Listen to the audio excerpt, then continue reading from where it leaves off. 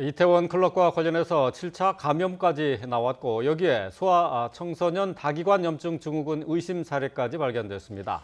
많은 학부모들의 불안 속에 오늘부터 전국의 고2와 중3, 초등학교 1, 2학년과 유치원생의 등교 수업이 시작되면서 우리 방역은 또 한 번 시험대에 오르게 됐습니다. 김경우 서울백병원 가정의학과 교수 그리고 유재복 해설위원과 함께 짚어보겠습니다. 안녕하십니까? 네, 안녕하세요. 안녕하세요. 자, 어제도 신규 확진 환자가 19명이 나왔는데요. 이태원 클럽발 N차 감염이 계속 확산하고 있죠? 그렇습니다. 이제 7차 감염까지 밝혀졌습니다. 지난 9일에 첫 확진 환자가 나왔으니까요. 17일 만에 7차 감염까지 예. 유래를 찾아보기 힘들 정도로 빠릅니다. 왜냐하면 이 코로나 바이러스라는 게 보통 그 감염된 지 한 5일에서 7일 사이에 이제 크게 증상들이 나타나고 네. 그 하루 이틀 전쯤부터 감염이 시작된다고 쳐도 한 사람이 다른 사람에게 감염하는데 사나흘이 걸리거든요. 그러면 예. 7차 감염이면 20일 넘게 걸려야 되는데 네. 그거보다도 훨씬 빠른 속도로 지금 감염이 되고 있고요. 지금 그 그래프에서 보시는 것처럼 이것은 그 인천의 학원 강사로부터 시작을 해서 예.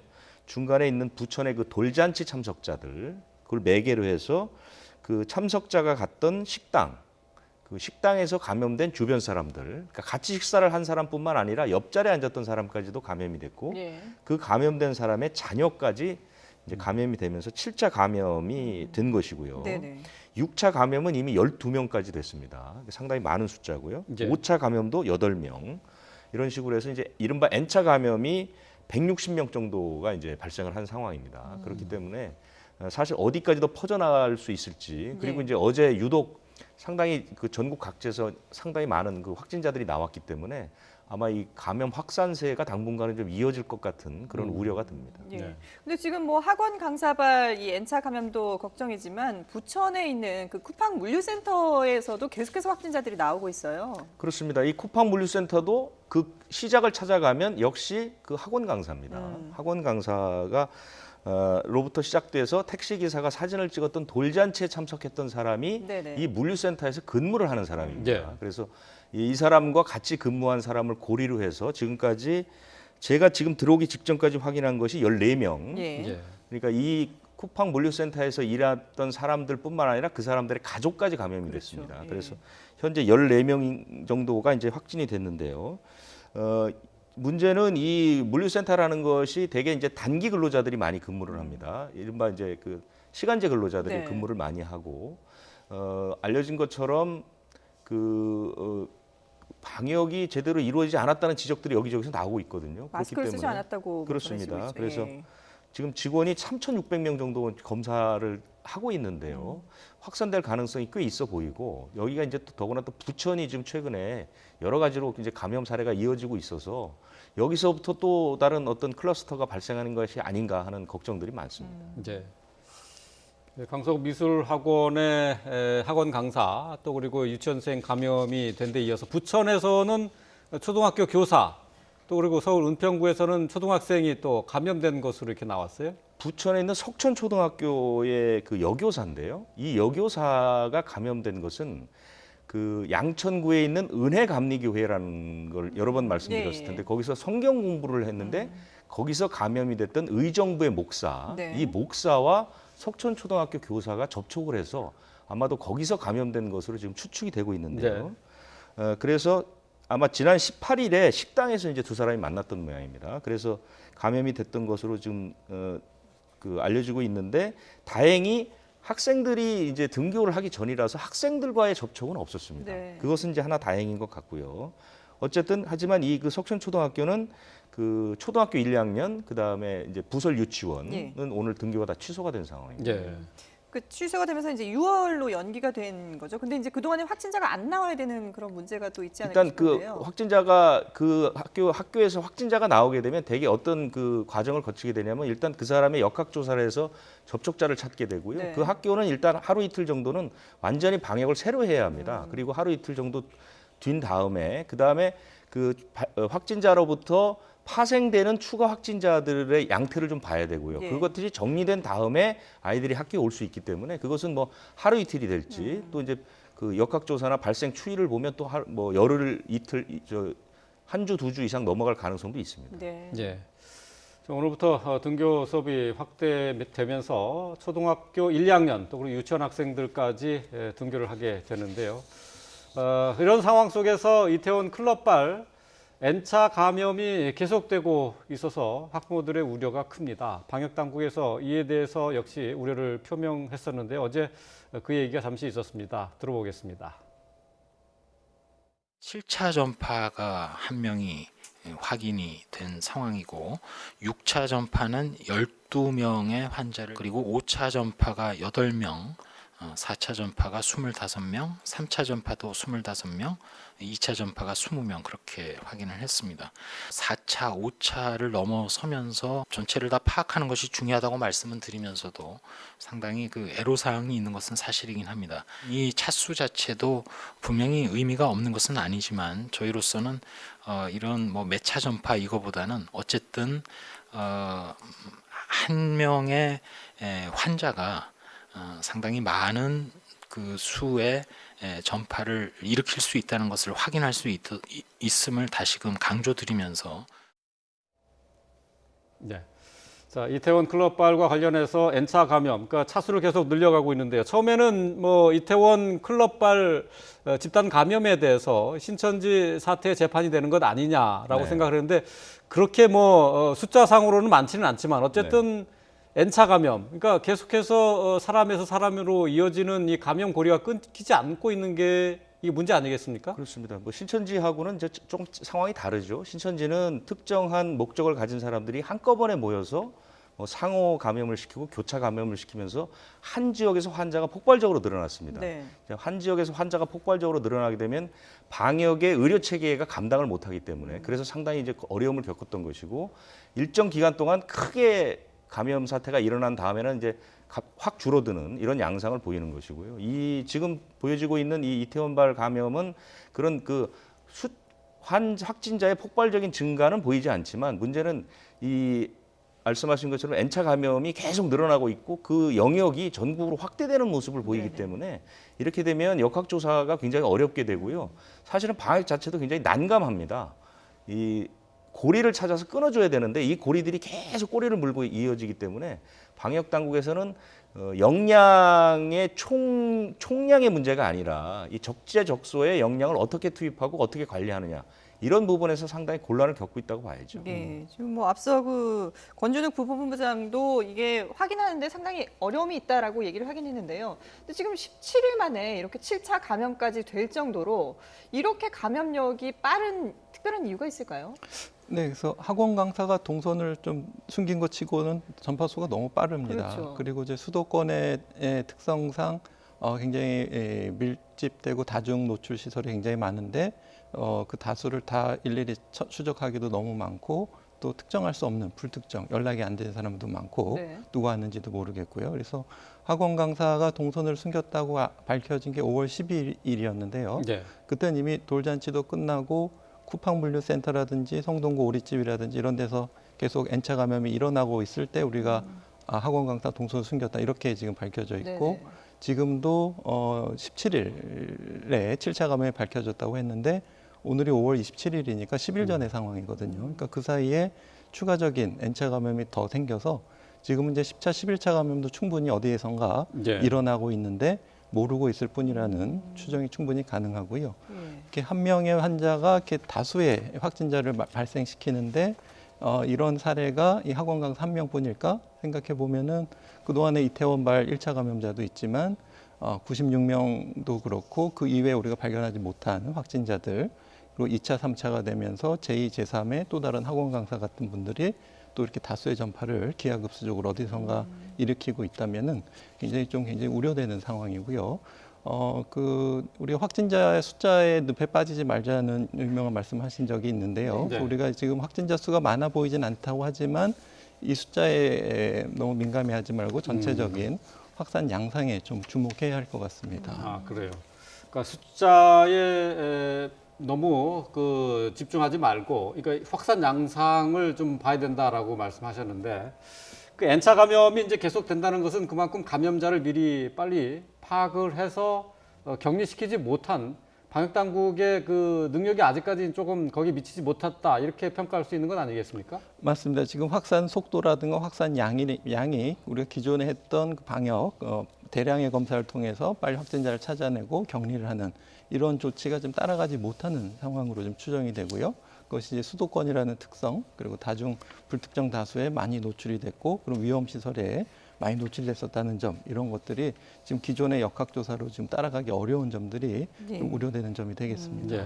좀 전에 이제 숫자의 늪이 아니라 지금 이 감염되는 형태를 좀 봐야 된다고 하셨는데 그러면 지금 감염되는 형태로 봐서 우려할 만한 상황인가요? 어떻습니까? 그렇습니다. 우리가 찾지 못하는 감염이 더 많이 일어난다는 뜻이 되겠고요. 우리가 그 남양주 사례를 보더라도 이미 많이 교회 내에서 전파가 되고 사망까지 하신 사례가 있지만 그분들이 선별 검사를 안 받고 그냥 동네 의원에서 약 먹고 그냥 확진되지 않은 채 전파가 된 적이 있거든요. 그리고 네. 지금도 상당수 많은 분들이 이 선별 검사를 안 받는 사례가 많기 때문에 그래요. 아니면 뭐 나는 이태원에 안 갔으니까 아니겠지 하시는 분들이 있는데 지금은 그런 특정 장소에 관계없이 증상이 나타나면 빨리 선별 검사를 받아야 하는 시점이 되겠습니다.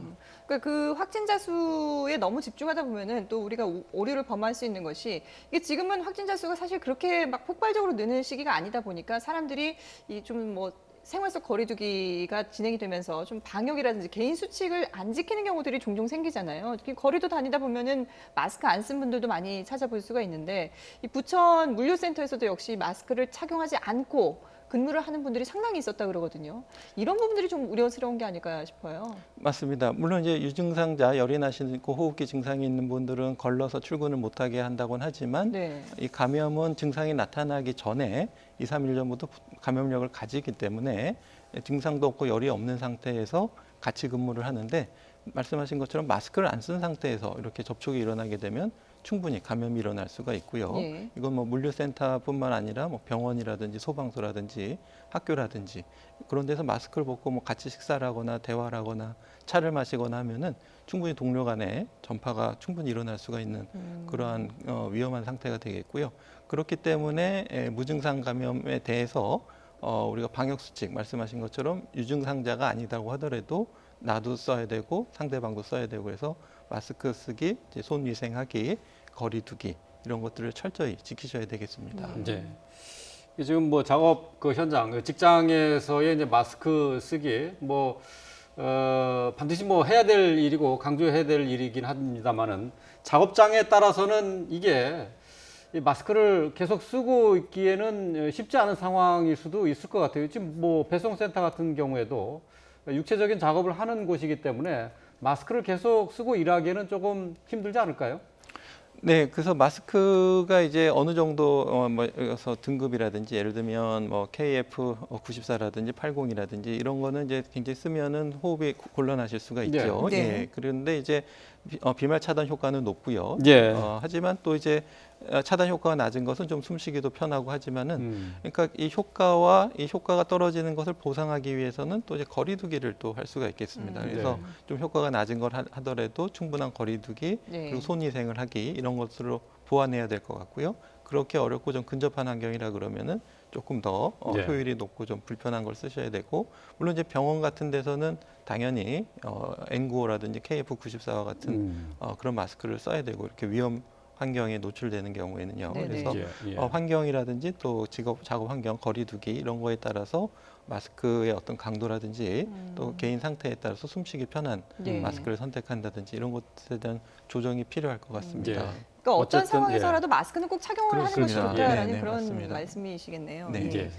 자, 얘기를 지금 나누고 있는 동안에 어제 하루 추가 확진자 수 집계가 들어왔는데요. 자, 유재복 의원이 좀 정리를 해주실까요? 어제는 신규 확진자가 40명이 늘었습니다. 예. 40명이 늘었고요. 이 가운데 해외에서 유입된 환자는 3명이고요. 이제 순수 국내 발생이 37명입니다. 아마 최근 들어서 가장 많은 것 같습니다. 그러게요. 전체 환자는 11,265명이 됐고요.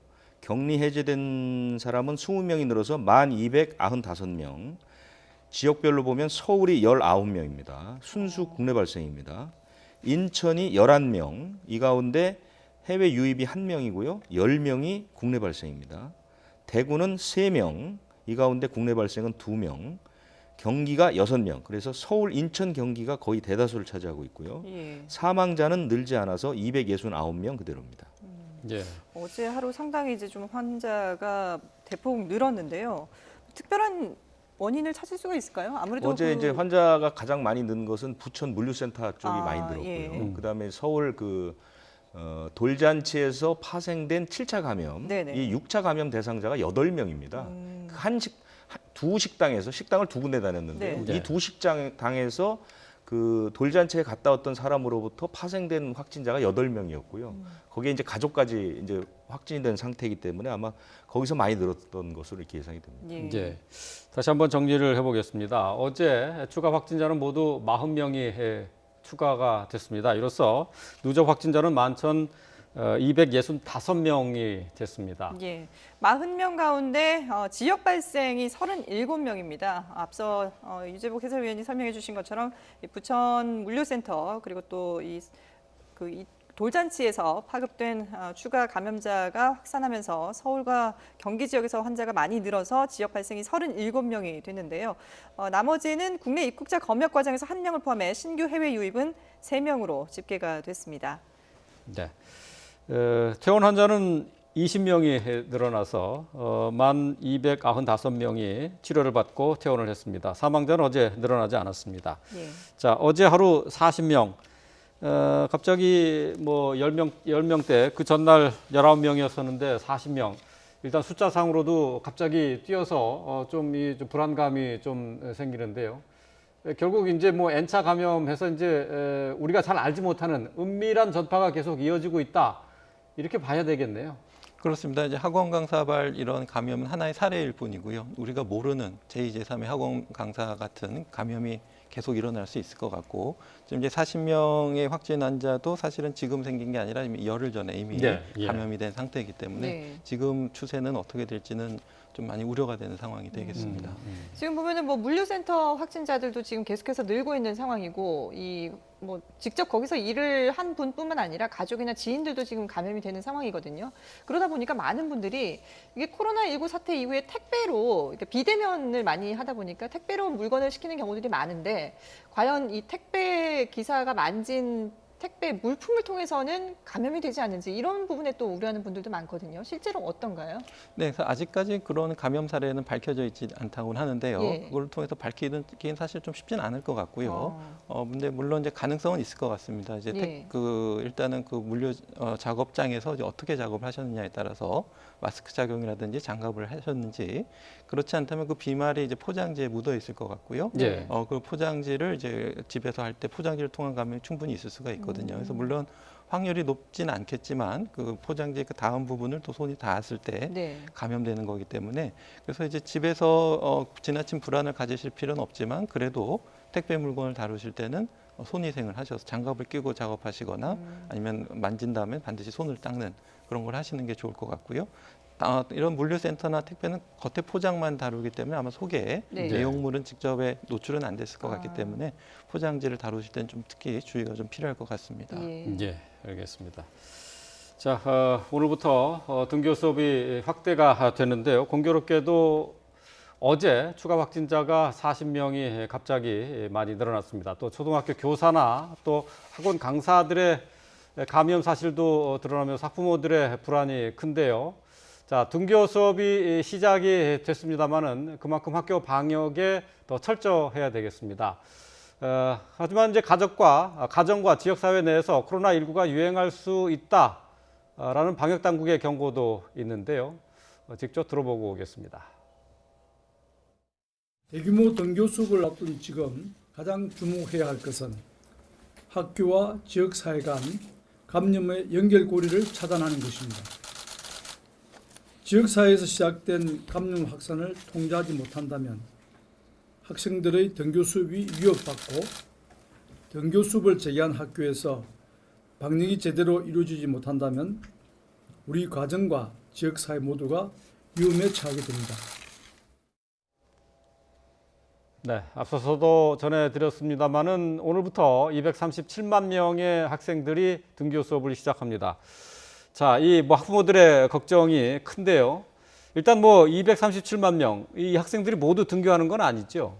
그렇습니다. 237만 명이 이제 오늘 새로 등교하는 학생들이고 고3 학생들이 40여만 명이 또 있죠. 그러니까 300만 명 가까운 학생들이 등교를 하지만 지금 전국적으로 한 450여 개 학교는 그 코로나19 확진자와 이와 관련된 네. 일들 때문에 등교를 이제 중지시켰고요. 연기가 됐고 그리고 지금 대부분의 지역에서 고3이나 중3을 뺀 학생들은 일주일에 한 번에서 두 번 정도 출석하는 방식을 많이 쓰고 있습니다. 그래서 5부제를 활용하거나 2부제를 활용하거나 격일제를 활용한 등교들을 하기 때문에 아마 그리고 이제 교육당국에서는 전체 학생의 3분의 1을 넘지 않는 선에서 학생들의 등교를 좀 조절해 달라고 했기 때문에 네. 아마 뭐 절반보다 조금 윗 상황 그러니까 70명에서 한 200만 명이 안 되게 예. 아마 이제 학교를 갔을 것으로 보이는데요. 아침에 제가 그 현장에 계시는 선생님들이 저한테 이제 전화도 몇 번 주시고 사진도 많이 보내주셨는데 지금 보면 학교가 거의 요새화돼 있습니다. 그러니까 아주 오래 전부터 이 오늘을 위해서 준비를 많이 하셨어요. 네. 그래서 학교 선생님들이나 이런 분들이 지금 다 일일이 다 교문 앞에 서서 아이들을 일일이 다 검사를 하고 저 줄을 세우고 아이들이 저희도 보도에서 보셨지만 네네. 줄을 다 세운 이런 모습을 보였는데 두 가지 문제가 있다고 저는 봅니다. 이것이 언제까지 가능할 것이냐. 이게 처음에는 이렇게 이제 유지가 될 수 있지만 그렇죠. 이것을 그러면 남은 학기 동안에 매일매일 이렇게 할 수 있을 것이냐. 지치지 않겠느냐. 학교 선생님들도 지치고 학생들도 지치고 부모님들도 지치게 됩니다. 그렇죠. 그렇게 되면 이제 그 다음 단계에서 어떻게 이 부분을 체계적으로 이제 관리를 해줄 것이냐 하는 그런 문제가 하나 있고요.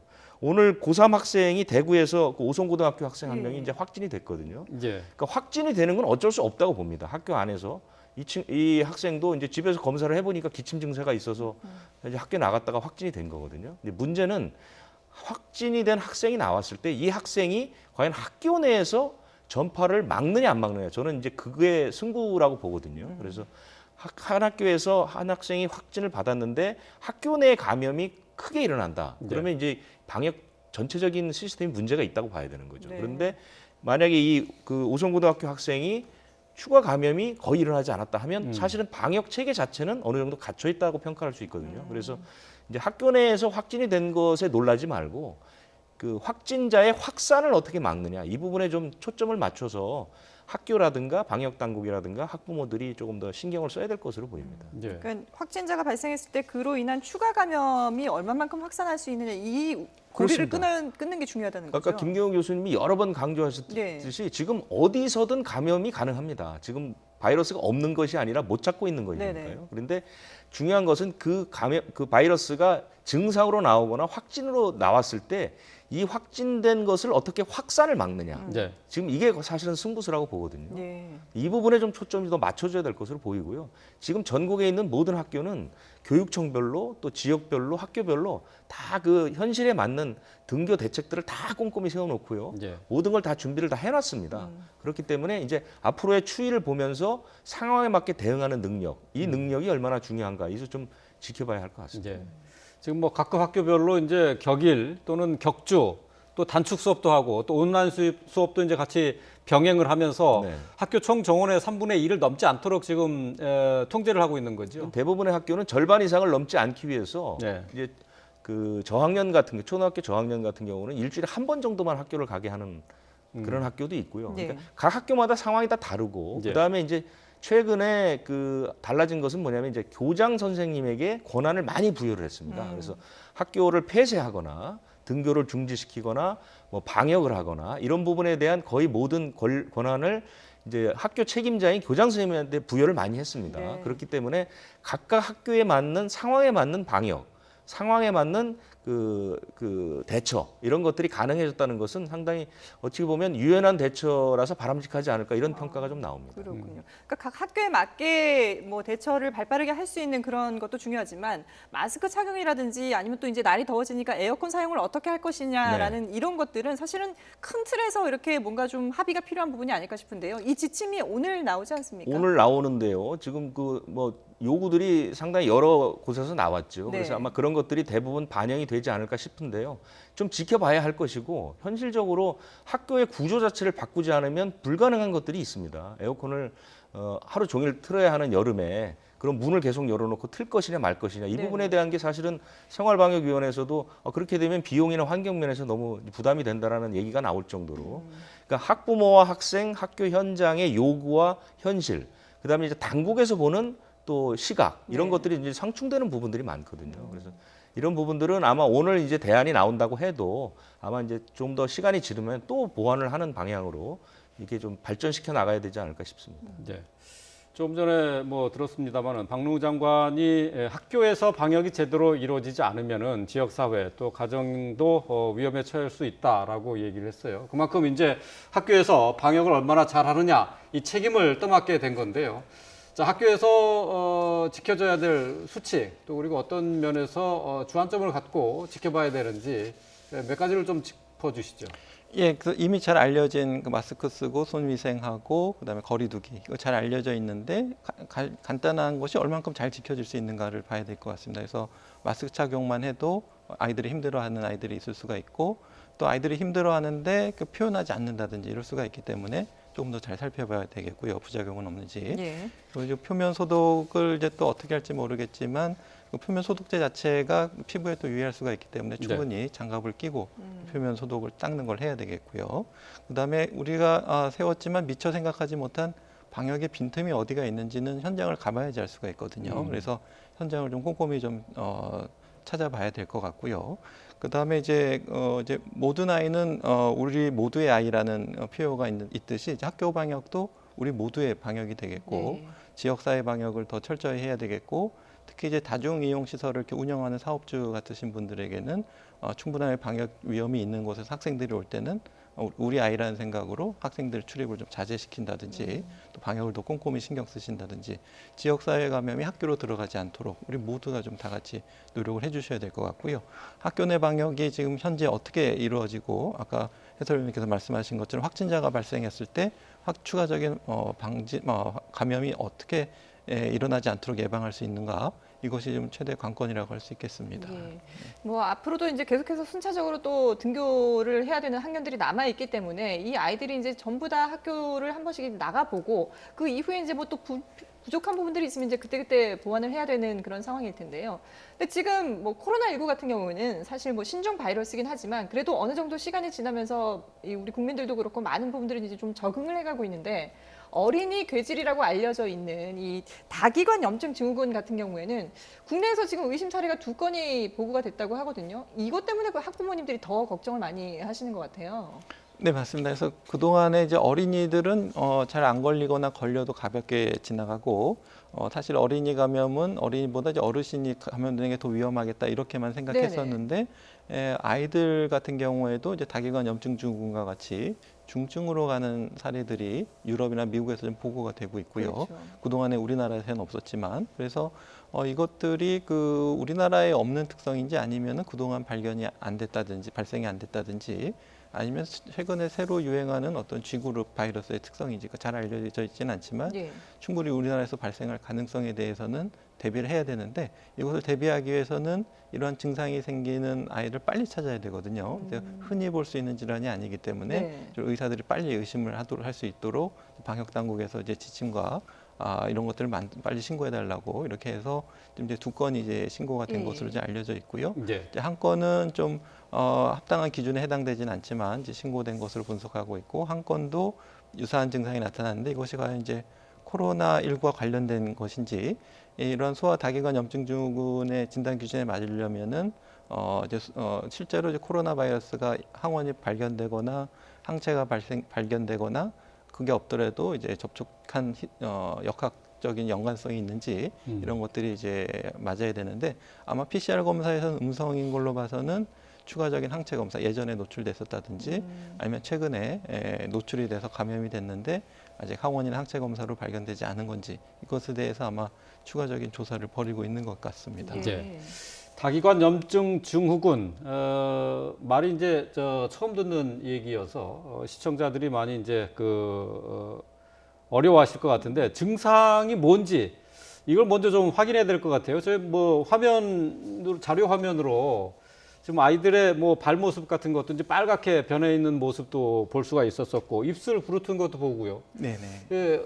증상이 어떤 식으로 나타납니까? 네, 일단 이름 그대로 이제 다기관이기 때문에 두 가지 이상의 기관, 그러니까 장기겠죠. 그러니까 뭐 피부 아니면 폐, 심장 아니면 림프절이라든지 이렇게 두 가지 이상 장기에서 이상이 있는 게 확인돼야 되는데 네. 일단은 그것은 이제 검사를 통해서 이제 나타나는 경우가 있겠고 예. 부모님들께서 보시기엔 일단 고열이 계속 네. 좀 많이 나는 것 그리고 이제 발진 지금 이렇게 저 눈에 충혈이 된다든가 이런 것도 증상인가요? 맞습니다. 그래서 혈관, 그러니까 눈의 충혈, 또 입술이나 혀에 빨간 발적, 마치 우리가 색소가 많은 아이스크림 먹고 났을 때처럼 빨간색, 네. 딸기와 같은 빨간색. 지금 전화가. 보는 저런 것도 증상이고요. 네, 근데 저것보다는 조금 더 빨갛게 혓바닥이 마치 음. 이제 색소 아이스크림 먹은 것처럼 딸기색으로 아주 빨갛게 이렇게 네네. 변합니다. 그래서 음. 혈관이 늘어나 있고 피부도 이렇게 발진이 생기고 손과 발이 이렇게 부어 있고 딱딱하게 그래서 이것이 이제 또 지나면 부종이 가라앉으면 그건 낙설이라 해서 피부 껍질이 이제 벗겨지고 이런 것도 이제 나중에 나타날 수가 있는데요. 예. 이것처럼 이제 부모님 겉으로 보시기에는 열이 나고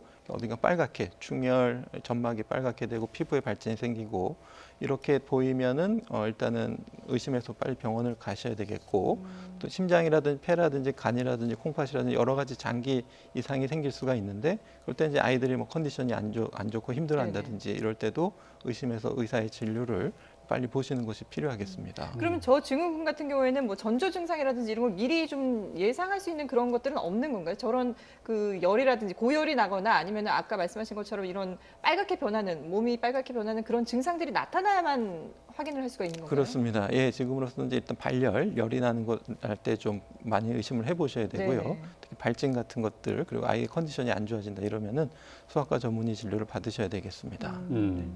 발열도 있고요. 또 복통을 호소하는 경우도 있더라고요. 그러니까 뭐 맞습니다. 일반적으로 아이들이 얼마든지 그 나타날 수 있는 이상 증세이기 때문에 그냥 뭐 지나갈 수도 있지 않을까 싶기도 해요. 맞습니다. 보호자라든지 아이뿐만 아니라 사실 의사도 그냥 놓칠 수 있거든요. 네. 열이 나고 뭐 복통이 있으면 그냥 장염이 생겼나 이렇게 생각하고 넘어갈 수가 있기 때문에 그래서 이제 흔하게 생기는 건 아니지만 그래도 그런 환자를 볼 때 한 번 더 의심해서 다른 장기 이상은 없는지 의사가 좀 꼼꼼히 보고 의심이 되면 비록 그 기준이 안 맞다고 하더라도 일단 당국하고 신고해서 상의를 해서 이렇게 좀 적극적으로 의심하지 않으면 찾아낼 수가 없기 때문에 네. 적극적으로 찾는 노력이 특히 이제 보호자뿐만 아니라 의사에게 조금 더 당부될 수 있겠습니다.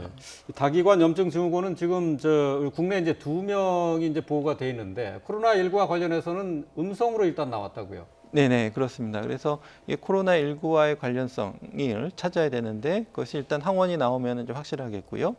이제 전에 걸려서 회복된 경우에도 나중에 생길 수가 있기 때문에 네. 항체가 나오는지 아니면 항원이나 항체는 발견 안 됐지만 이 확진자와 접촉력이 있었는지 이런 것들을 봐서 코로나19와 관련성이 있는지를 네. 보는 것이 역시 다기관 염증 증후군 하나의 진단 기준에 들어갈 수가 있겠고요. 예. 기존에 이제 가와사키병이라고 알려진 경우에는 이와 유사한 것이 나타나는데 거기에는 이제 이러한 그 코로나19 유행하기 전이기 때문에 네. 이런 감염과의 연관성은 들어가 있지는 않습니다만은 그리고 이제 어떤 다른 병 때문에 생긴 것이 아니라는 것 물론 이제 홍역이라든지 이런 거에도 열이 나고 발진이 네. 생길 수가 있는데 다른 질병에 의한 현상이 아니라는 것도 확인해야 되는데 다른 질병을 배제하는 과정도 쉽지는 않겠습니다만은 일단은 다른 원인에 의한 질병이 아니라는 것도 확인하는 과정이 필요하겠습니다. 예, 그렇군요.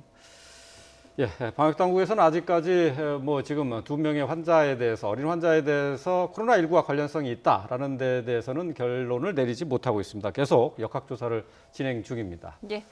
네, 지금까지 김경우 서울백병원 가장의학과 교수 그리고 유재복 해설위원과 함께 코로나19 상황 짚어봤습니다. 두 분 말씀 잘 들었습니다. 감사합니다.